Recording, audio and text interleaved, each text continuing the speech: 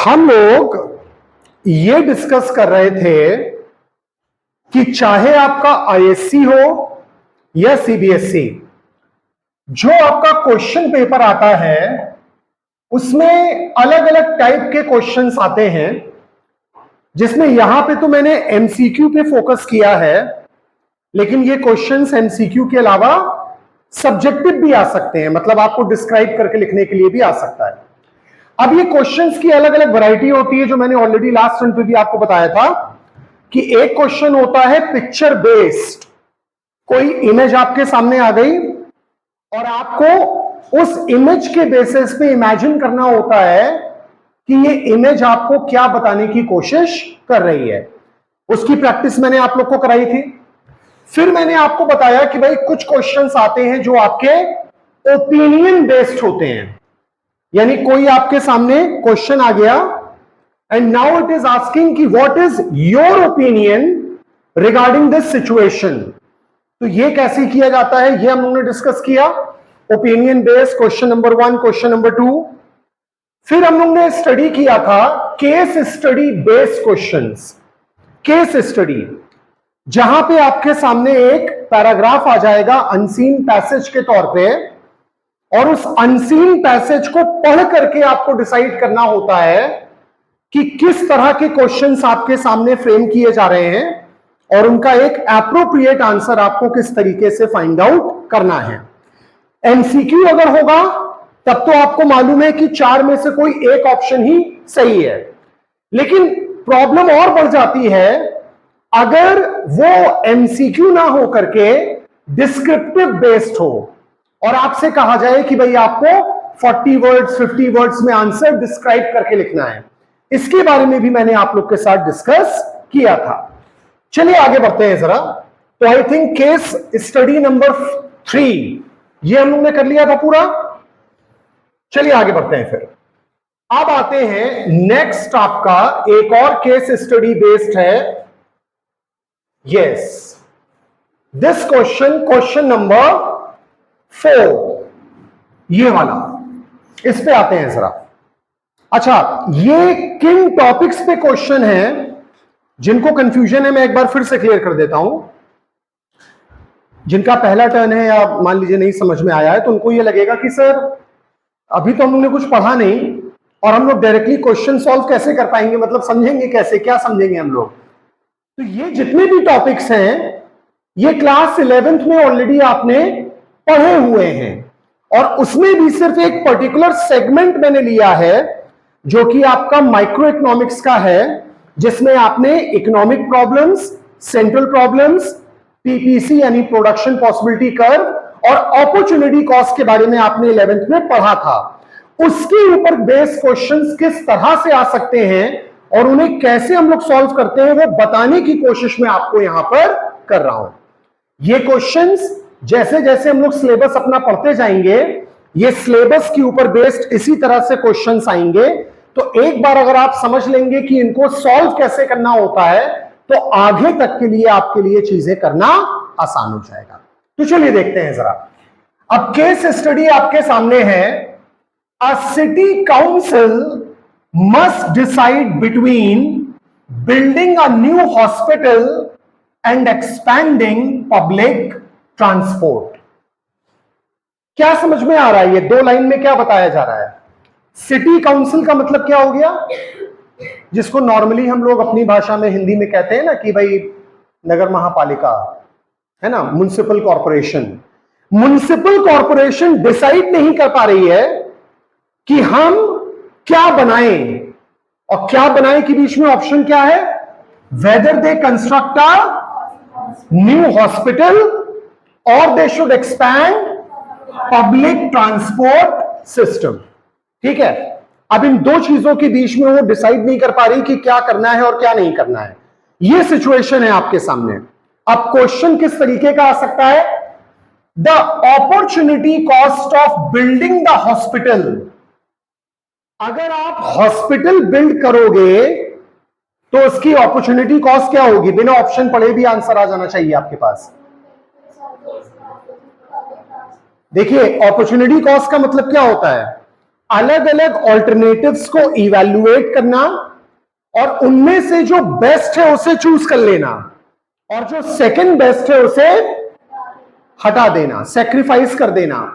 अगर आप hospital choose कर रहे हो तो उसकी अपॉर्चुनिटी कॉस्ट बाय डिफॉल्ट क्या बन जाएगी यहां पर? Public transport. अब ऑप्शंस पढ़ के देखिए और बताइए कि कहां पे आपको कौन सा ऑप्शन सही लग रहा है इसका। Obviously it is the third one, foregone benefits of expanded public transport. आ रही बात समझ में?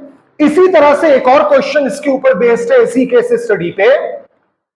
The for whom to produce problem, for whom to produce, ये प्रॉब्लम डिसाइड करती है कि भाई whether we should produce for LIG या फिर MIG या फिर HIG, किस तरह के लोगों के लिए प्रोडक्शन करें। तो ये कह रहा है the for whom to produce problem in this scenario relates to,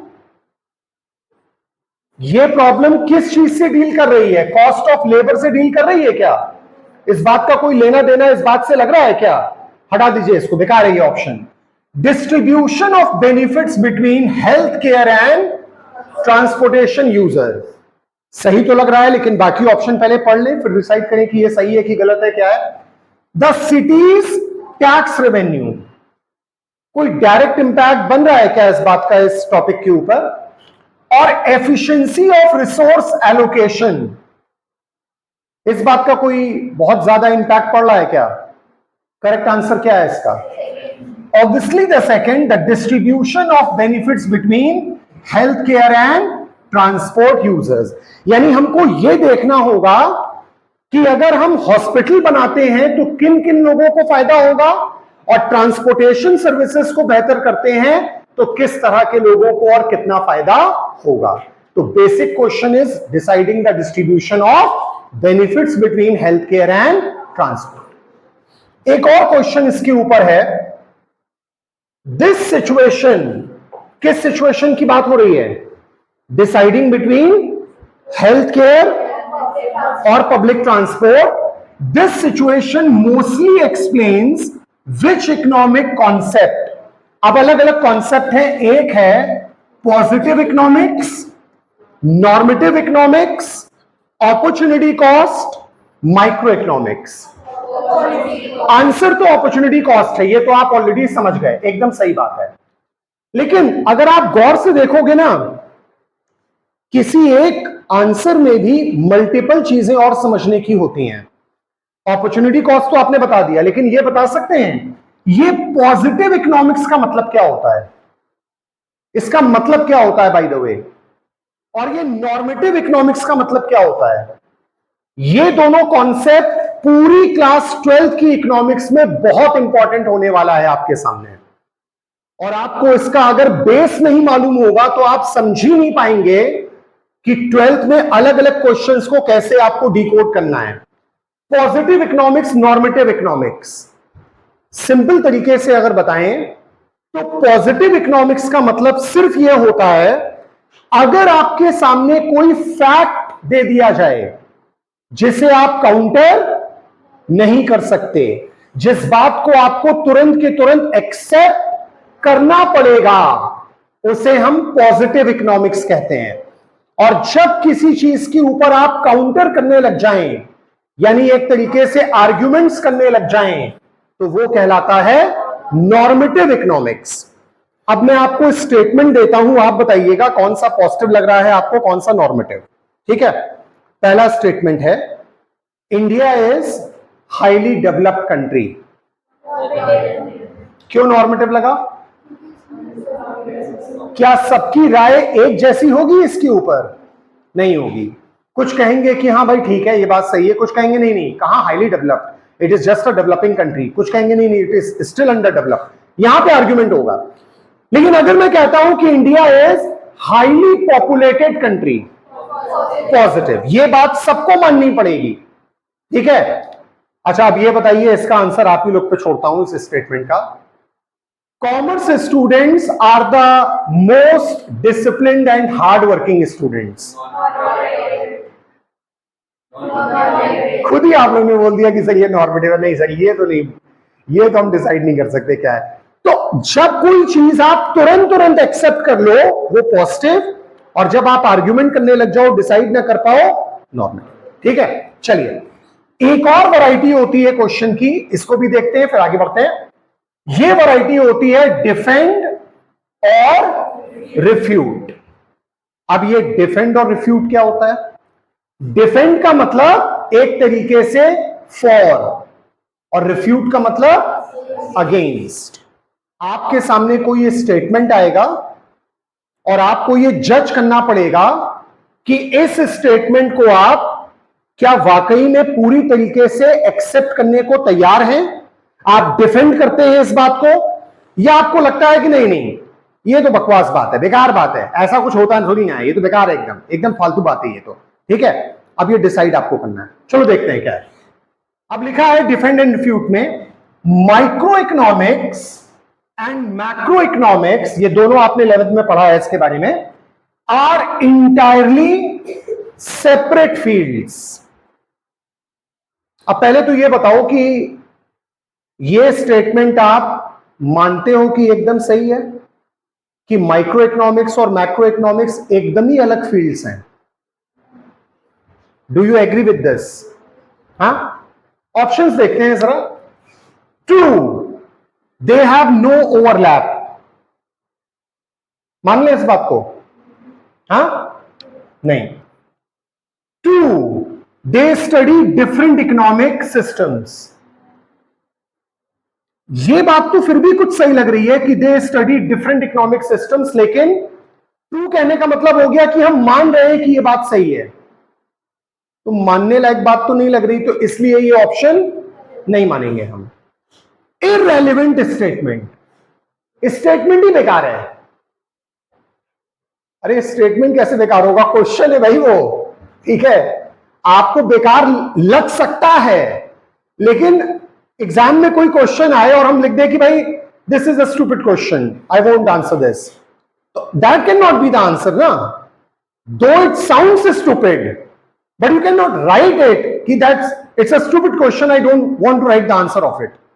अब यहां देखो, फॉल्स, आप कह रहे हो कि यह बात सही नहीं है, और रीजन भी आपको देना पड़ेगा। Macro economics uses micro economics principle, क्या यह बात सही है कि मैक्रो इकोनॉमिक्स माइक्रो इकोनॉमिक्स के प्रिंसिपल्स यानी उसी पे बेस्ड होती है? यह बात सही है कि गलत है? Many individuals together makes aggregate, अगर बहुत सारा माइक्रो इकोनॉमिक्स का डेटा एक साथ स्टडी करोगे तो वो खुद क्या बन जाएगा? Macro.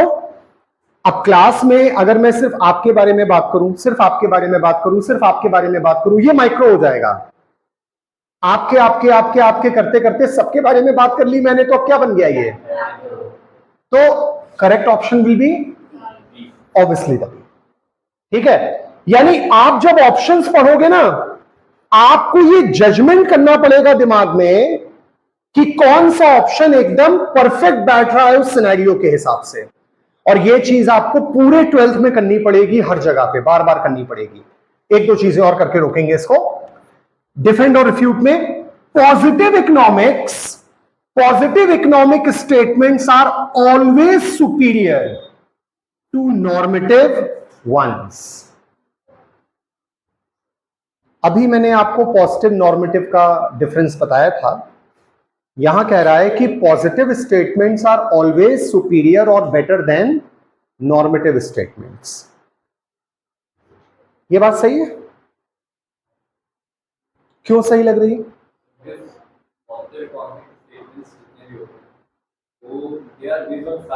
They are based on facts, ठीक है, ठीक है, एकदम सही बात है। That's make them superior, very good. Anybody, any other want to say anything else? और आप कुछ कहना चाह रही थी?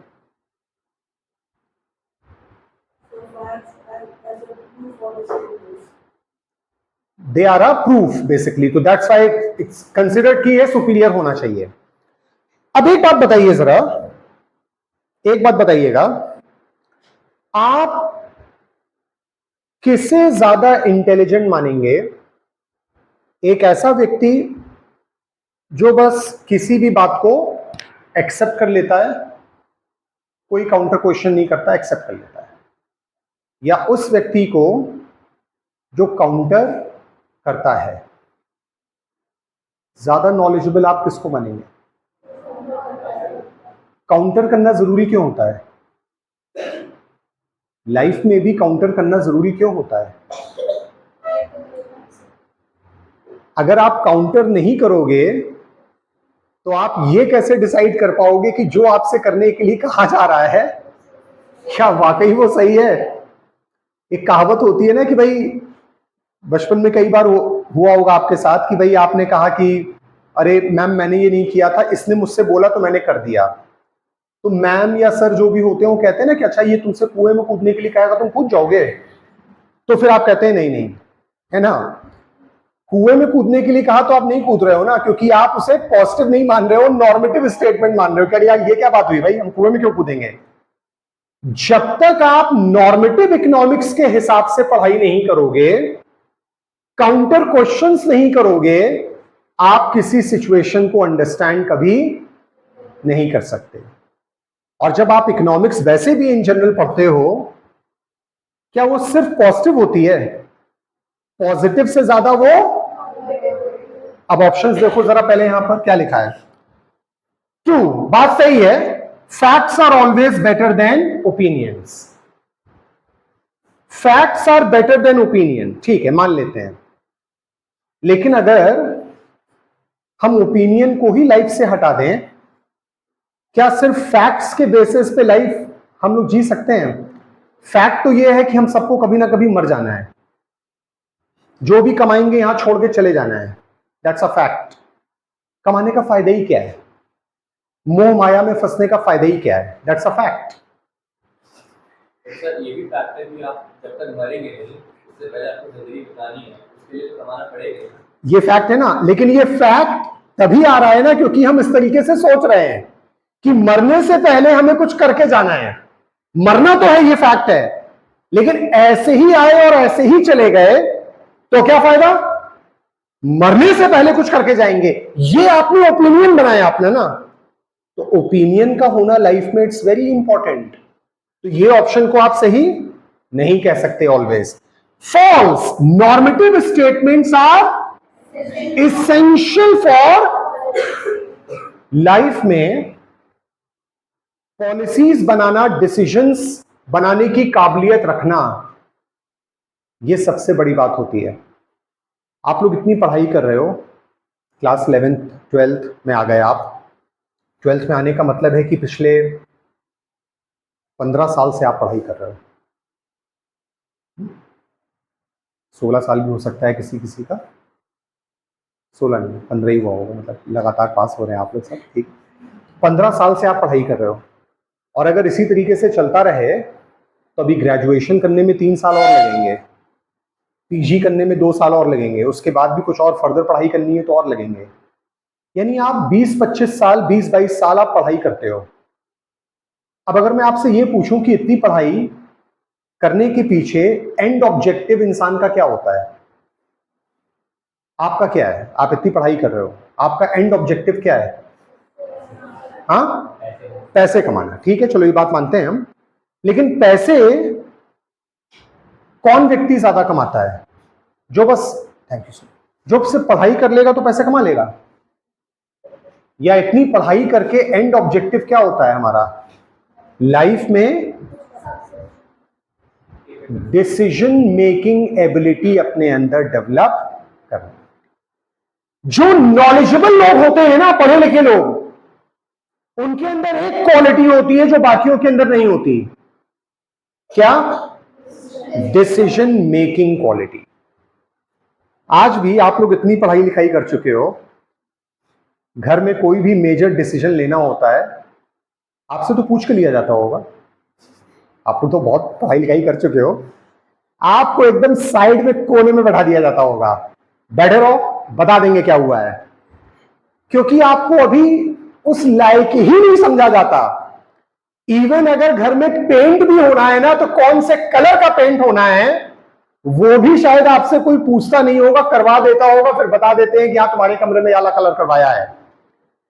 क्योंकि डिसीजन मेकिंग लाइफ में मोस्ट इंपॉर्टेंट चीज होती है, और जैसे जैसे लाइफ में आप आगे बढ़ते हो ना, ये डिसीजन मेकिंग आप कर पाते हो। लेकिन ये डिसीजन मेकिंग करने के लिए you have to depend on, तो obviously the best answer would be, समझ सकते हैं मेरे ख्याल से।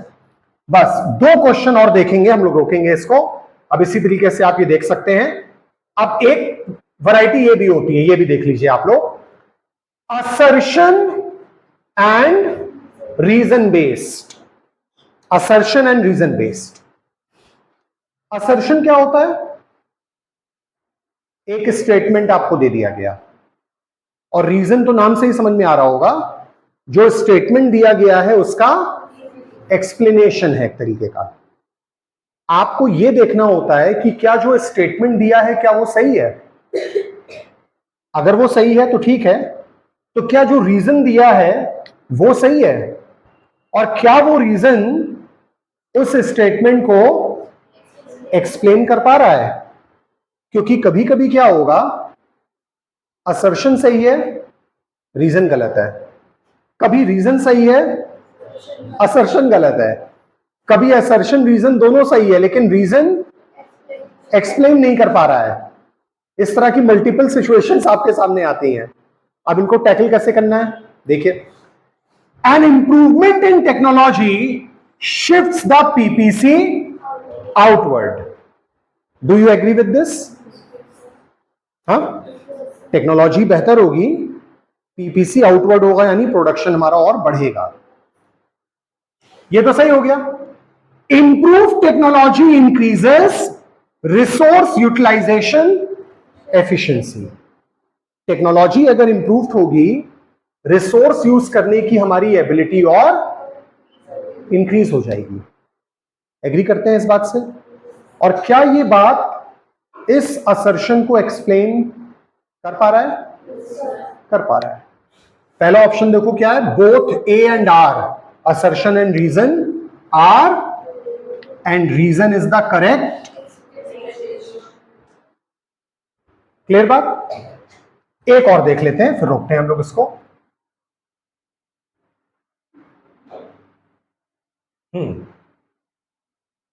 The for whom to produce problem is fundamentally about income distribution। For whom to produce problem किससे डील करती है? इनकम डिस्ट्रीब्यूशन से। ये हम लोगों ने लास्ट टाइम पे भी डिस्कस किया था ऐसा कुछ। ये बात सही है कि गलत है? किसके लिए प्रोड्यूस करें, ये इनकम कौन कितनी कमा रहा है इसके हिसाब से डिसाइड होगा। ये बात सही है कि गलत है? भाई कोई कंपनी मोबाइल फोन भी बनाती है, बनाने को वो 2000 वाला भी बनाती है, 20,000 वाला भी बनाती है, लाख रुपए वाला भी, 1.5 लाख रुपए वाला भी बनाती है ना। तो अगर वो 2000 वाला बना रही है तो किसको दिमाग में रख के बना रही है? LIG को। 20,000 वाला बना रही है तो लाख रुपए वाला बना रही है तो क्या प्रोडक्शन करना इनकम से कनेक्टेड है या नहीं है? ये बात सही है? एग्री करते हैं। तो ये तो चलो ठीक है। रीजन कह रहा है income distribution determines who can afford, यही तो मैंने बताया अभी। तो क्या ये बात सही है?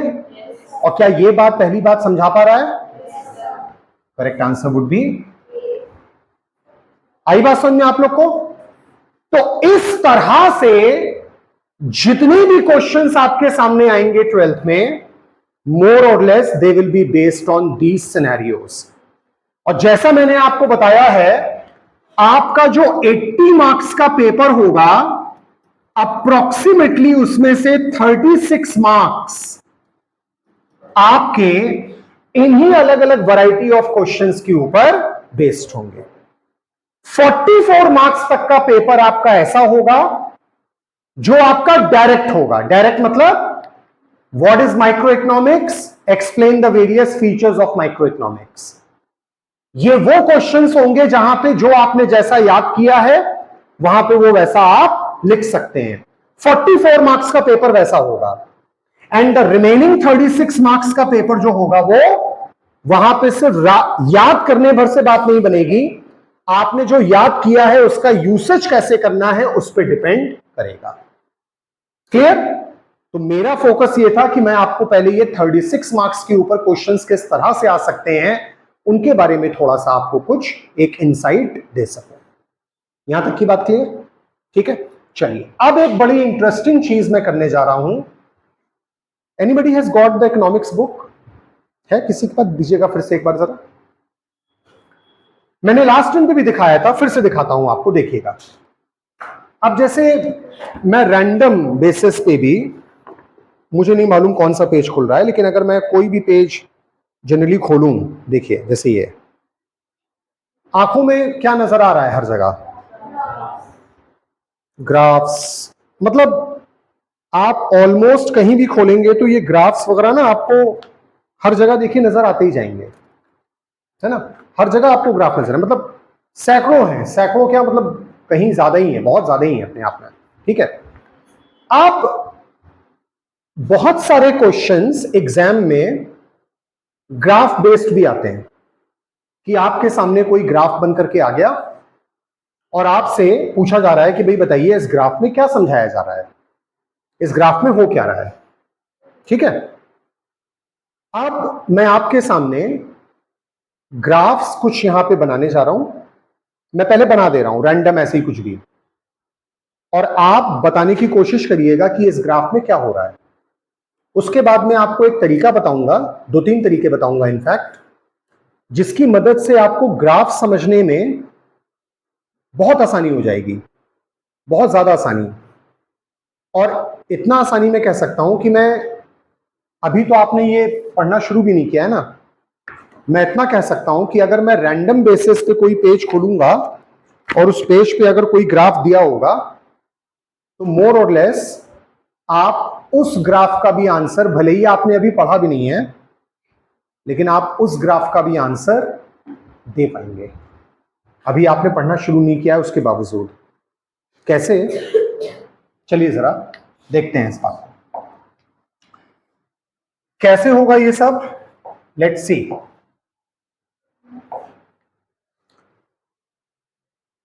अब आपके सामने मैं कुछ रैंडम पहले ग्राफ्स बना रहा हूं, ठीक है? मतलब कोई बहुत कॉम्प्लिकेटेड नहीं, सिंपल ग्राफ्स बना रहा हूं, फिर कुछ अटपटे टाइप की भी बना दूंगा जो भी है, और आपको बताना है कि वो ग्राफ क्या एग्जैक्टली समझा रहा है। ठीक है, कोशिश करिएगा आप लोग एक बार।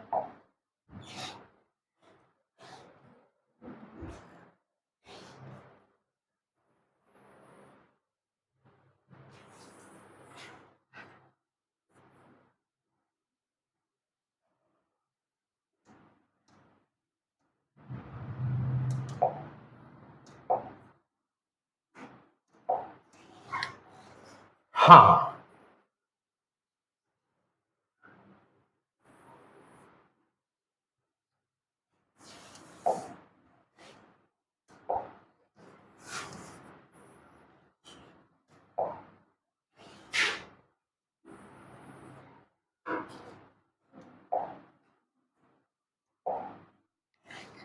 अब कुछ भी इसमें मान लीजिए मैं लिख दे रहा हूं, यहां पे X axis, Y axis origin, here it is demand, here it is price.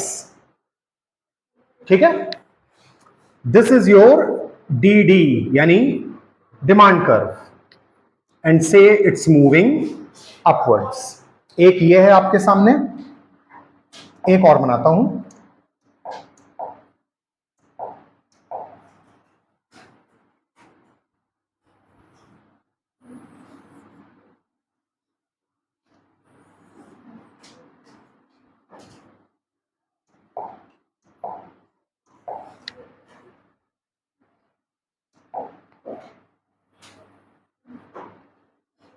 Now, this one is again demand curve downwards.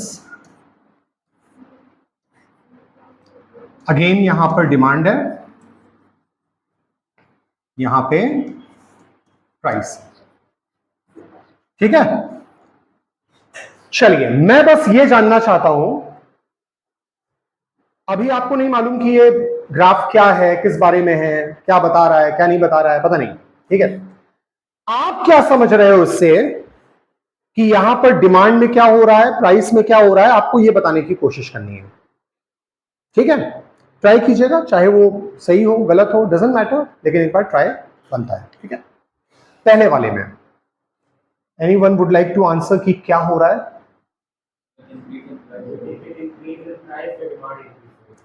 Price demand दोनों इंक्रीज कर रहा है। Everybody agree with this? Okay. इस वाले में क्या हो रहा है? प्राइस डिक्रीज हो रहा है, डिमांड इंक्रीज हो रहा है। ओके, अच्छा मान लीजिए मैं कुछ और यहां बना देता हूं, लाइक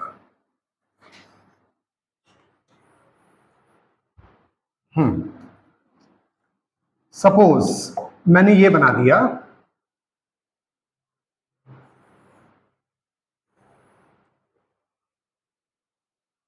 ठीक है, ए बी सी। अब बता सकते हैं क्या हो रहा है?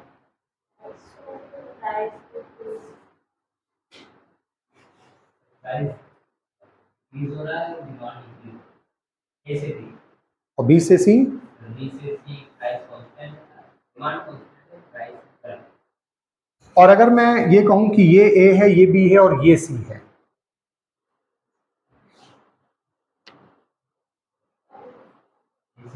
Price constant, demand constant, price बढ़, ठीक है, और बी से सी, डिमांड बढ़ रही है, प्राइस बढ़ रहा है। प्राइस बढ़ रहा है, डिमांड घट रही है, ठीक, परफेक्ट। चलिए, अब एक दो चीजें जरा आप लोग समझिएगा, बहुत जनरल बातें बताऊंगा आपको, बहुत ही जनरल, और फिर आपके बुक में भी जो क्वेश्चंस है ना, जो ग्राफ्स हैं, आप ग्राफ समझ भी पाओगे, और मैं रैंडम आपके सामने कोई सिचुएशन आपको दूंगा और आपसे कहूंगा कि भाई एक रैंडम सिचुएशन है, इसका ग्राफ आप बना दो आके। आप कैसी भी सिचुएशन होगी, ग्राफ आप बना भी पाएंगे, ठीक है। कैसी भी रैंडम सिचुएशन होगी आप ग्राफ बना पाएंगे, ठीक है। कैसे? चलो देखते हैं सर। अब एक सिंपल इसका तरीका होता है, जो आपने बताया वो ऑलमोस्ट सही ही है सब कुछ। देखिए, किसी भी ग्राफ में हमारे पास एक एक्स एक्सेस और एक वाई एक्सेस होगा, ठीक है, ये हमेशा होगा, ठीक है। एक्स एक्सेस पे हम दो साइड्स मान करके चलेंगे हमेशा, कौन कौन सी? एक हमने मान ली लेफ्ट और एक राइट, ये लेफ्ट हैंड साइड है हमारी और ये राइट हो गई। वाई पे भी दो साइड्स होंगी, लेकिन यहां क्या लेफ्ट और राइट हो सकता है? यहां हम लोग क्या मान के चलेंगे? टॉप, और नीचे की ओर है तो बॉटम। अब इससे जरूरी नहीं कि टॉप बॉटम कहो आप, अबव बिलो अप डाउन, जैसे आपको समझ में आया आप समझ लो, ठीक है। रूल ये है बस, लेफ्ट से राइट गए अगर आप, विल इंडिकेट इंक्रीज, राइट से लेफ्ट गए डिक्रीज। वाई पे लॉजिक क्या है? बॉटम से टॉप, नीचे से ऊपर गए तो, ऊपर से नीचे आए तो डिक्रीज। बस इतनी बात आपको दिमाग में रखनी है, ठीक है। Y axis, X axis, X axis पे दो साइड हो गई, लेफ्ट और राइट। लेफ्ट से राइट गए तो, राइट से लेफ्ट गए तो, और वाई पे टॉप बॉटम, बॉटम से टॉप गए तो, और टॉप से बॉटम आए तो, ठीक है। ये बात क्लियर है? चलिए अब देखिए, हमारे सामने कितना भी कॉम्प्लिकेटेड ग्राफ आ जाए, अभी मैं आपसे खुद ही कहूंगा कि आप जितना भी कॉम्प्लिकेटेड ग्राफ यहां बना सकते हो, अपने आप से जितना भी कॉम्प्लिकेटेड सोच सकते हो बना दो, और सेकंडों में उसका भी आंसर आप दे दोगे खुद ही, कितना भी कॉम्प्लिकेटेड हो। पहले कुछ बेसिक से शुरू करते हैं। मान लो अगर कर्व ऐसा है, डीडी हमारे सामने लिखा है, यहां पे डिमांड है, यहां पर से प्राइस है, and this curve is moving from here to here. मान लो पॉइंट ए से कहां जा रहा है? बी। अब सिंपल तरीका क्या है? वाई एक्सेस पे देखो, ये वाला पॉइंट यहां से शुरू हुआ और यहां पे एंड हुआ, यानी यहीं पे एंड हो गया। क्या ये चीज ऊपर गई, नीचे गई? कहीं नहीं गई। प्राइस क्या रह गया? Constant. What about the demand? ये वाला पॉइंट इसके सामने कहां से, यहां से शुरू हुआ, यहां पे एंड, यानी इसके सामने यहां पे एंड। कहां से कहां गया? और लेफ्ट से राइट जाने का मतलब, यानी इस सिचुएशन में क्या हो रहा है? Price is, demand is increase. ठीक है। अब मान लो इसको अगर हम उल्टा कर दें, ये बी से ए की ओर आ रहा है, अब क्या होगा? Price constant. प्राइस तो अभी भी यहां से यहां यानी सेम ही जगह पे है, डिमांड लेकिन राइट से डिक्रीज। ठीक है। कुछ और बनाते हैं, थोड़ा कॉम्प्लिकेटेड करते हैं इसको। अब कॉम्प्लिकेटेड करते हुए क्या करेंगे हम, देख लेते हैं एक बार जरा। देखिए, अब मान लीजिए कर्व ऐसा है,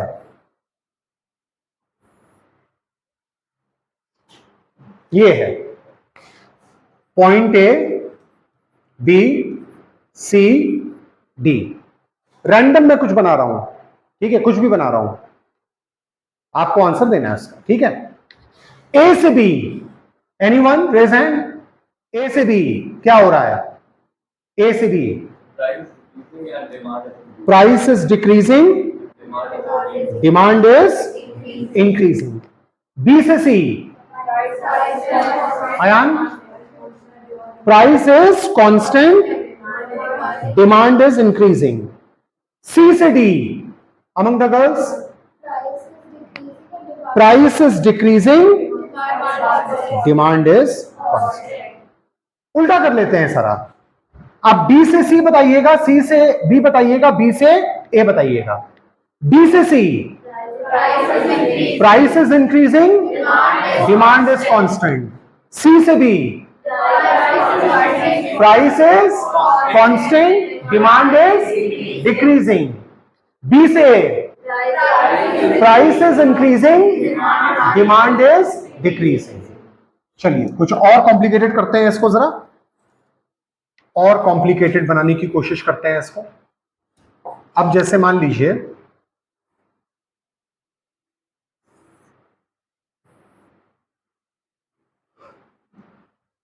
ए बी सी डी ई।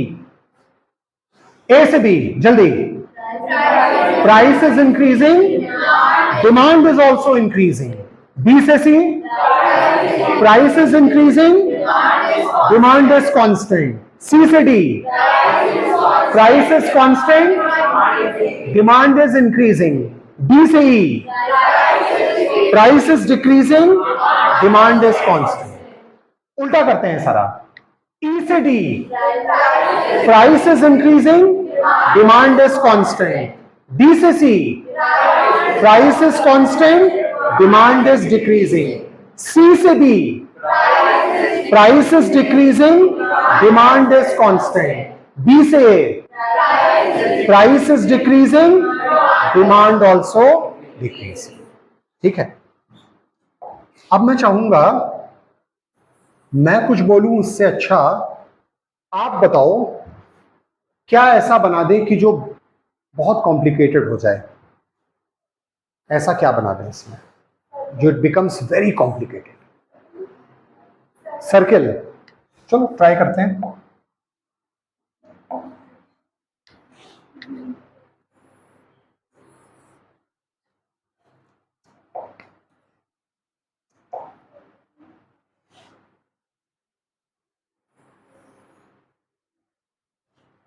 कितना परफेक्ट सर्किल मैंने बनाया, देखिए, आर्टिस्टिक हैंड ऑब्वियसली। सर्किल बन गया भाई आपके सामने। अब सर इसे कैसे एक्सप्लेन करेंगे? कर लेंगे, कोई ऐसी बड़ी बात नहीं है। चलो कुछ पॉइंटर्स बना लेते हैं पहले अपने समझने के लिए। से point A, point B, point C, point D. A से B, price is decreasing, demand is increasing. B2C, price is decreasing, demand also decreasing. C2D, price is increasing, demand is decreasing. D2A, price is increasing, demand also increasing. पूरा उल्टा कर लेते हैं. D2C, price is decreasing, demand is increasing. C2D, price is increasing, demand also increasing. B2A, price is increasing, demand is decreasing. A to D, price is decreasing, demand also decreasing. Circle भी आप समझा सकते हैं. Anything else जो और आपको लगे कि कॉम्प्लिकेटेड हो सकता है? R 8.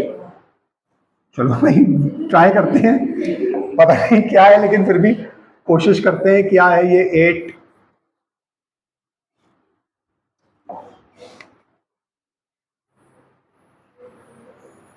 आई होप ऐसे ही बनेगा 8. ऐसे ही वाला कह रहे हैं आप? ठीक है चलो. तो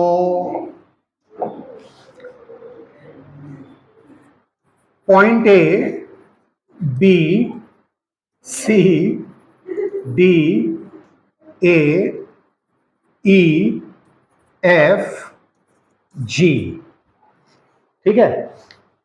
ए टू बी,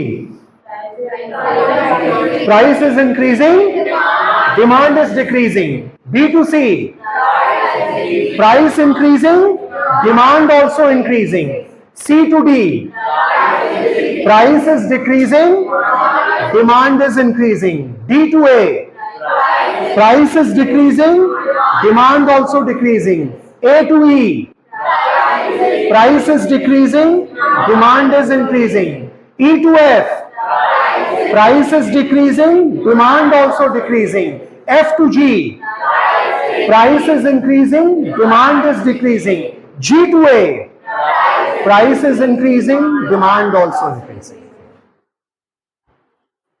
कुछ और रह गया हो तो बता दीजिए भाई, कुछ और बनाना हो शेप वगैरह कुछ.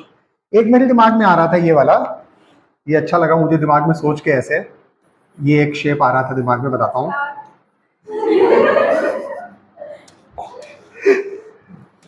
आप लोग आंसर देते देते खुद ही एक स्टार बन जाएंगे अपने आप में ना, मतलब स्टार परफॉर्मर अपने आप में खुद ही. जिगजैग कुछ कर देते हैं इसको ना सबसे अच्छा. ठीक है, कुछ माउंटेन टाइप का बना दिया जिगजैग करके. Point A, point B, point C, point D, point E, point F. A से B, demand is increasing. B to C, perfect. C to D, D to E. समझ सकते हैं मेरे ख्याल से? क्लियर? यानी आपके सामने रैंडमली कोई भी ग्राफ अगर है तो उसे समझने में it will hardly take few seconds. आपने खुद देखा इसको, हार्डली 2-3 सेकंड के अंदर आप खुद ही समझ जाओगे कि वो ग्राफ क्या बता रहा है. ठीक है. अब इसमें एक चीज और बताता हूं. बुक थी ना आपकी, दीजिए जरा. कुछ ग्राफ्स अब देखो, जैसे सपोज मैं ऐसे इन जनरल था, ये कर्व नीचे जा रहा है, मान लेते हैं ए से डी की ओर जा रहा है. ए से डी, ठीक है, ए से डी. इधर प्राइस है, इधर डिमांड है. क्या बता रहा है ये? इस वाले में भी, इस वाले में, सब में वही है.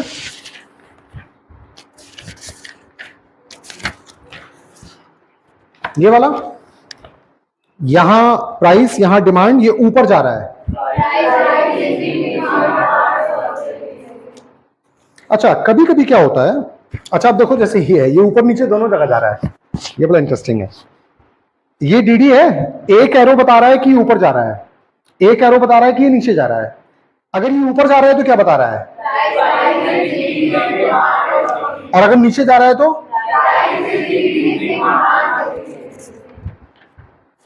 हाँ अब ये वाला इंटरेस्टिंग, ये वाला थोड़ा सा हमको समझ। यहां पे एक नहीं 3 अलग अलग कर्व्स हैं, 3 अलग अलग आ गए ना। अब ये समझना मुश्किल है कि यार यहां पे क्या हो रहा है, क्योंकि ये तीनों को अलग अलग नहीं पढ़ना है, हमको एक साथ मिला करके पढ़ना है इसको। अब ये वाला कैसे कर पाएंगे, इस तरह का अगर आ गया तो ठीक है, इसका भी एक तरीका मैं आपको बता रहा हूं, उसके बाद अभी देखना इसका आंसर आप दे दोगे खुद। यहां पर हम लोग ग्राफ समझने की एक और टेक्निक इस्तेमाल करेंगे, जिसको मैंने लास्ट टाइम पे भी बताया था, फिर से बताता हूं। सो कॉल्ड उस टेक्निक को मैंने नाम दिया है नमस्ते टेक्निक। ठीक है, अब सब लोग एक बार जरा मेरे साथ प्रैक्टिस कर लो इसकी, ये लाइफ लॉन्ग आपका साथ देगी। ठीक है, जब आप हाथ को इस तरीके से जोड़ते हो, ठीक है, ये नॉर्मली हम लोग नमस्ते करते हैं किसी को, ये हमारा राइट हैंड है, ये हमारा लेफ्ट हैंड है। ठीक है, अभी हमने पढ़ा था ना कि राइट की तरफ जाने का मतलब इंक्रीज होता है, लेफ्ट की तरफ का मतलब डिक्रीज। ठीक है, तो राइट हैंड यानी इंक्रीज मानेंगे हम, लेफ्ट हैंड यानी हम डिक्रीज मानेंगे। ठीक है, जब आप हाथ ऐसे नमस्ते के फॉर्म में रखते हो, तो ये जो राइट हैंड है हमारा, ये किस डायरेक्शन में जा सकता है, सिर्फ किस डायरेक्शन में, सिर्फ राइट में। तो राइट में जाने का मतलब इंक्रीज। ठीक है, और ये जो लेफ्ट हैंड है हमारा, ये किस डायरेक्शन में जा सकता है, सिर्फ लेफ्ट में, लेफ्ट का मतलब डिक्रीज। जिस भी कर्व पे आपको ये समझना हो कि ये बढ़ रहा है, घट रहा है, क्या हो रहा है, जैसे हम नॉर्मली बचपन से हम लोग को सिखाया गया कि बड़ों को नमस्ते करना चाहिए, आशीर्वाद मिलता है, हम लोग इसके आगे बढ़ेंगे, हम लोग को आंसर चाहिए, आशीर्वाद से ज्यादा आंसर चाहिए, है ना। और ये आंसर हम ग्राफ से ही मांगेंगे, लेकिन ग्राफ को हमें नमस्ते करना पड़ेगा। हम ग्राफ को नमस्ते करेंगे और वो आशीर्वाद के तौर पे हमें आंसर देगा।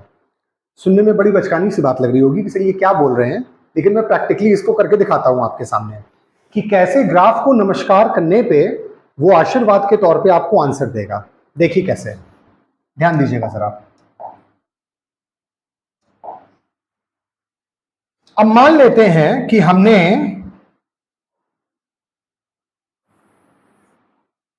एक कर्व ये बनाया, नाम दे दिया इसको डी डी। ठीक है, फिर हमने कुछ और भी बनाया,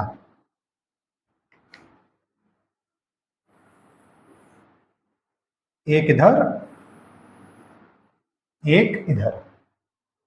ठीक है, इसको नाम दिया D1 D1, इसको नाम दिया D2 D2। ठीक है, अब अगर ये मान लें कि ये अपवर्ड डायरेक्शन में जा रहा है, तब तो एक जनरल बात हमें क्या पता चल गई कि price is, demand is increasing. ठीक है, ये मान लिया हमने, लेकिन हमें कुछ और समझना है कि ये जो इसके दो साथी हैं, एक D1 और एक D2, ये क्या बता रहा है। तो हम पूछेंगे किससे, बीच वाले से जो ओरिजिनल है DD। ठीक है, अब कैसे समझेंगे, बहुत आसान है। हमें आंसर समझना है कि ये D1 क्या बता रहा है हमको और D2 क्या बता रहा है। तो हम ग्राफ को ही नमस्ते करेंगे, लेकिन आंसर पूछना किससे है, बीच वाले से ना। तो नमस्ते भी किसको करेंगे, बीच वाले को। नमस्ते ऐसे है ना, लेकिन वो जैसे है उसको वैसे ही नमस्ते करना है। ये ऐसे है ना, नमस्ते हमारा ऐसे होगा। अब आप D1 की तरफ जाओ, किधर जा रहे हो, हाँ राइट साइड। राइट जाने का मतलब इंक्रीज, D1 पे डिमांड बढ़ रही है। अब D2 पे जाओ, किधर गए, डिक्रीज। सी दिस, यहां पे आ जाओ, यहां पे कर्व कुछ ऐसा बनाया, हमने तो ऐसे बनाया, उसको ऐसे बनाया। ठीक है, बीच वाला है D1, बीच वाला है इसका D1, ऊपर वाला है D2, नीचे वाला है D3। ठीक है, इस D1 को नमस्ते करोगे तो हाथ कैसा होगा, तिरछा होगा।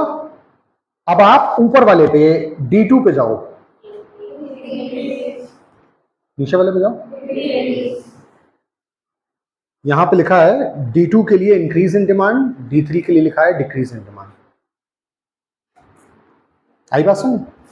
इस तरह से जितने भी ग्राफ्स होंगे आपके ना, आपके सामने कोई भी ग्राफ आता जाएगा, आपको आइदर ये left right top bottom technique और दिस नमस्ते टेक्निक, इसका इस्तेमाल करके आपके सामने कैसा भी ग्राफ आ जाए, you would be able to answer that. ठीक है, अब एक लास्ट काम करते हैं, वो क्या है? ग्राफ समझना तो हम लोगों ने समझ लिया, लेकिन द प्रॉब्लम इज एग्जाम में ग्राफ समझने के मार्क्स नहीं मिलते, मार्क्स मिलते हैं ग्राफ बनाने के। बनाने पड़ेंगे ना। अरे आपने दिमाग में समझ लिया तो एग्जामिनर को क्या मालूम कि आपको समझ में आ गया है? वो तो कहेगा आंसर में तो बनाया ही नहीं आपने, तो मार्क्स इस बात का दें। हम आपके दिमाग में घुस के आंसर का मार्क्स नहीं देंगे आपको। ग्राफ बनाना भी तो आना चाहिए। जैसे रैंडम कोई ग्राफ आप समझ गए, और रैंडम अगर मैं कोई सिचुएशन आपको दूं तो आपको ग्राफ बनाना भी तो आना चाहिए ना उसका। वो कैसे होगा? ऐसे ही होगा जैसे अभी आपने किया। मैं एक बना के दिखाता हूं, फिर 3-4 आपसे खुद ही बनवाऊंगा। ठीक है, कैसे देखते हैं।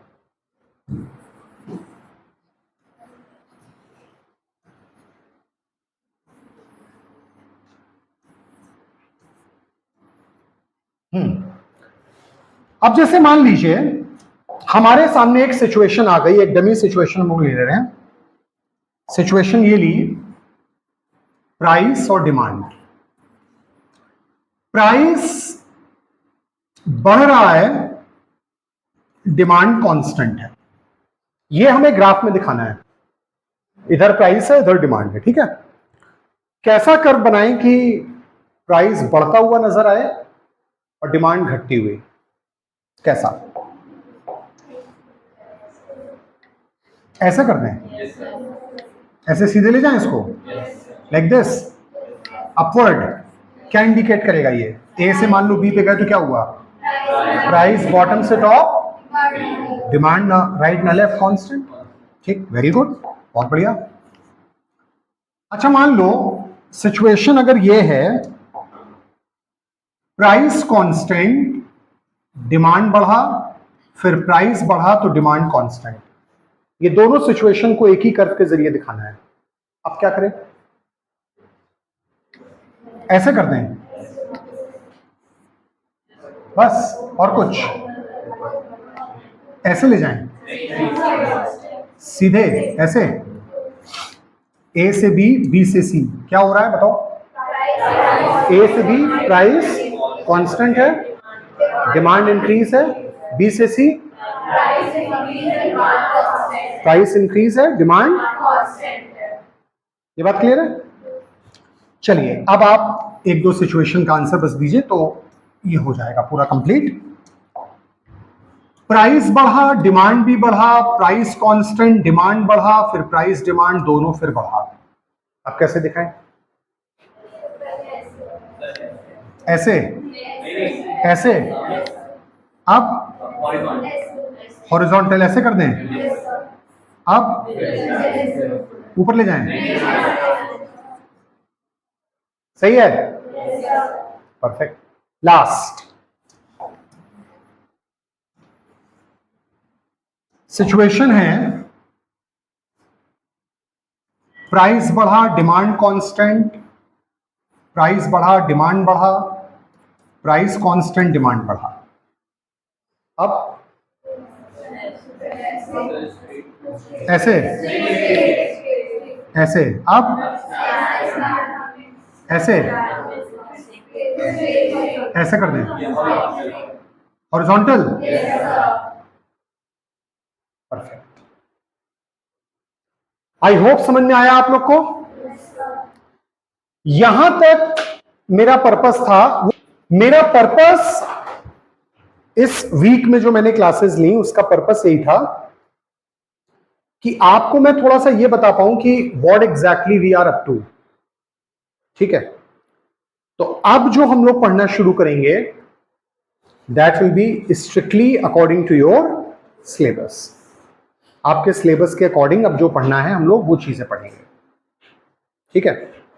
और ऑलमोस्ट हम लोग की कोशिश ये रहेगी कि हर क्लास, ऑलमोस्ट हर क्लास या हर एक क्लास छोड़ के दूसरी क्लास में जितना भी आपने लास्ट टर्न पे पढ़ा हो, अगले वाले टर्न पे पहले आप उसका एक शॉर्ट टेस्ट देंगे।